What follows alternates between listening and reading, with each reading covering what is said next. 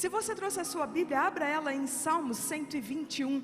É um salmo bastante conhecido, pelo menos para aqueles que leem a Bíblia, né? Que conhecem o Evangelho. E é um dos salmos que eu mais acho lindo, não é? Um salmo fala de peregrinação. As pessoas, quando elas iam para Jerusalém, elas iam entoando, né, esses salmos. Eu quero lê-lo com vocês. E nós vamos começar a ler a partir do versículo 1, que diz lá: levanto os meus olhos para os montes e pergunto: de onde me vem o socorro? O meu socorro vem do Senhor, que fez os céus e a terra. E Ele não permitirá que você tropece. O seu protetor se manterá alerta. Sim, o protetor de Israel não dormirá. Ele está sempre alerta. O Senhor é o seu protetor, como sombra que o protege. Ele está à sua direita. De dia o sol não o ferirá, e nem a lua de noite. O Senhor o protegerá de todo mal, protegerá a sua vida. O Senhor protegerá a sua saída e a sua chegada, desde agora e para sempre. Amém? É ou não é um salmos lindo? Saber que temos alguém que vela, que zela, que está cuidando, não é, pelas nossas vidas. As mães, os pais, né, quando os filhos nascem, aí é bebezinho ainda, vai lá, levanta de madrugada, bota a mão, o dedo no nariz para saber se a criança está respirando, é ou não é? A gente faz um negócio desse, fica lá parado admirando, pois saiba que, ainda que a gente tenha crescido, Deus continua fazendo o mesmo conosco, não é? Fica zelando, cuidando, para que a sua vontade prevaleça sobre as nossas vidas, nos livrando de caminhos tortuosos, nos livrando da afronta do inimigo, da perseguição, não é? Então, mas quando a gente começa a ler, o que o salmista declara? Levanta os olhos para os montes, de onde me virá o socorro? Naquele tempo em Israel, nos montes eram oferecidos sacrifícios para outros deuses. Então quando ele fala, levanta meus olhos para os montes, e aí ele responde, o meu socorro vem de Deus, significa que as coisas dessa terra, nada tem o poder de ser um socorro, algo que transpassa, não é, qualquer situação, a não ser o nosso Deus. Porque existem socorros sobre essa terra, gente? Existe? Claro que existe. Existe pai, existe mãe, né? Existe financiamento de banco. Não é um socorro momentâneo, resolve a vida? Não, você tem que pagar. É ou não é, gente? Você está com frio, dá uma sacudida quem está perto de você, fala assim, você veio para o culto. Fala assim, o culto é participativo. Fala assim, você trate de responder, senão daqui a pouco ela vai mandar a gente dar 5 pulinhos também, que nem faz com os jovens. Aleluia, desse jeito. Então existem socorros sobre essa terra? Sim. Está vendo como você melhorou? Olha, o medo de dar 5 pulinhos. Então existem socorros? Existem. Mas esses socorros, certamente eles são o quê? Eles são limitados. Eles vão até um certo momento. Porque quando a gente fala de financiamento de banco, o banco financia todo o valor que você quer. Só que não, ele te financia um determinado valor. Muitas vezes o nosso pai e a nossa mãe, por mais que queira o nosso bem, não dá para satisfazer, não dá para socorrer, não é, e nos ajudar em momentos adversos. Da mesma forma, nem todo o dinheiro do mundo é capaz de trazer cura, é capaz de trazer paz para um coração aflito. Então existem socorros? Existem, porém eles são o quê? Eles são limitados. Mas aqui a gente faz a seguinte pergunta: por que Deus pode ser o meu socorro? Por que a gente pode declarar? Pergunta aí para quem está perto de você, fala assim, por que Deus pode ser o meu socorro? Você sabe responder?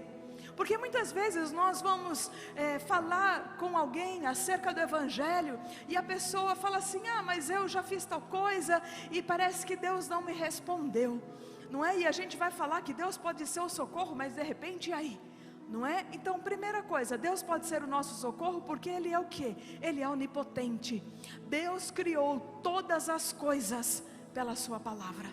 Ele criou os céus, Ele criou a terra, Ele criou os mares, criou os luminares, criou todas as coisas que existem pelo poder da sua palavra. Então, pelo seu decreto, Ele abre portas, Ele fecha portas, Ele institui reis e destitui reis. Ele abre portas, Ele fecha, Ele repreende a ação do inimigo. Então fala assim, repete comigo: Deus pode todas as coisas. E Deus faz tudo aquilo que lhe apraz, tudo aquilo que lhe agrada. Cabe a gente o quê? Se encaixar dentro dessa vontade. Outra coisa que Deus, por que Deus pode ser o nosso socorro sempre presente? Porque Deus é onipresente. Ele está em todos os lugares. Tem como fugir de Deus?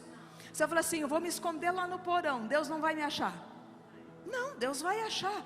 Se a gente for no meio do deserto, pode não pegar sinal de GPS nem de celular, não é? A Claro, a Vivo pode até não te achar, mas Deus te acha, não é?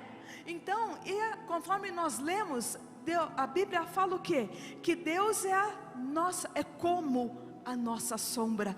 Então Deus está em todo tempo, em todos os lugares. E se Deus está em todos os lugares, Ele pode ser esse socorro sempre presente. Ele não é daquelas pessoas que falam assim, viu, conta comigo, se precisar de qualquer coisa, só me ligar que eu venho correndo, até que tudo vai bem. A hora que tudo vai mal, você fala, oi, sua chamada está sendo encaminhada para a caixa de mensagens.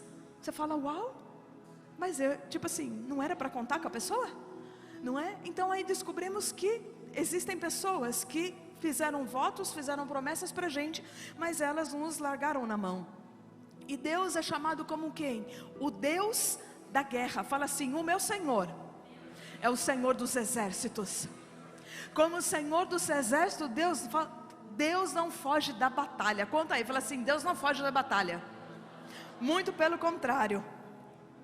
Ele não vira as costas para a gente, não é? Ele ainda declara que Ele batalha as nossas guerras, Ele milita as nossas batalhas, Ele nos aperfeiçoa, Ele nos adestra. Outra coisa que nós podemos aprender nessa passagem, o problema é que muitas vezes as pessoas buscam a Deus depois de estarem estrupiadas, depois de buscarem todos os recursos possíveis e imagináveis, quando na verdade Deus deveria ter sido a primeira opção. Deus não quer ser a última opção na nossa vida, o último recurso. Olha, eu estou indo para Deus, estou na igreja hoje, porque eu já tentei de tudo nessa vida. Deus não quer que você tente tudo na vida. Deus quer que você busque Ele em primeiro lugar. Deus quer ser o nosso Deus, quer ser o Senhor, quer ser aquele que conduz os nossos passos. Deus quer que nós venhamos buscar a sua face.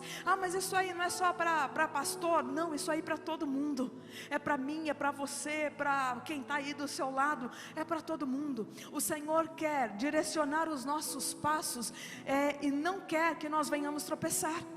Mas quando é que a gente consegue fazer isso? Quando de fato nós descansamos à sombra da sua onipotência, quando nós ouvimos a sua voz e aplicamos a sua verdade na nossa vida, quando nós não queremos fazer a nossa vontade, né? E muitas vezes em querer fazer a nossa vontade metemos os pés pelas mãos, nos precipitamos. Então Deus quer ser o quê? O Senhor das nossas vidas. É muito bonito declarar que o Senhor, o meu socorro vem do Senhor que fez os céus e a terra. Mas Deus não quer ser apenas o socorro lá da última opção. Deus quer ser o quê? Aquela pessoa que está sempre presente em cada um dos nossos dias. A Bíblia deixa claro que no mundo nós teremos aflições, mas que para termos bom ânimo, porque o Senhor vai estar conosco.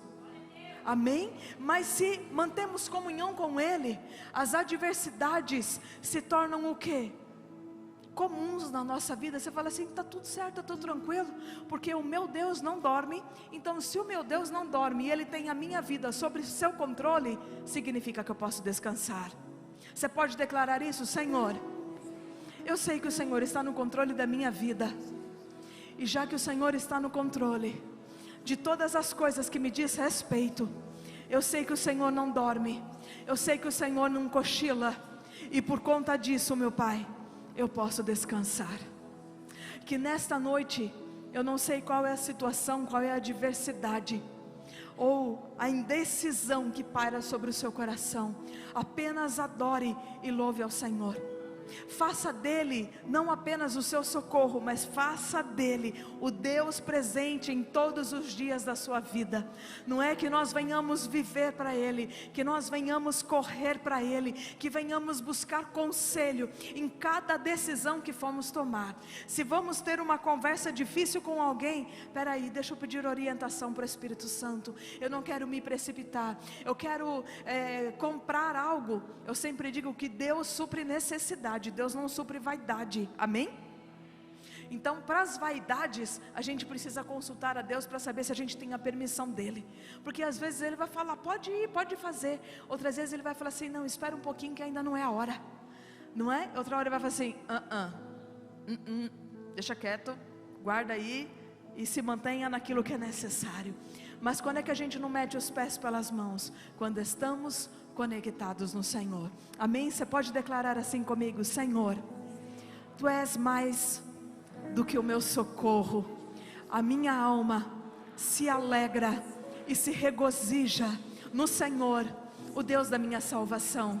Senhor, eu sei que Tu estás à minha volta como a minha sombra, o Senhor não dorme, o Senhor não cochila, e por conta disso, eu posso me lançar aos Teus braços, sabendo que o Senhor é aquele que me segura nas Suas mãos, e que não permite que os meus pés tropecem, e que eu não venha vacilar.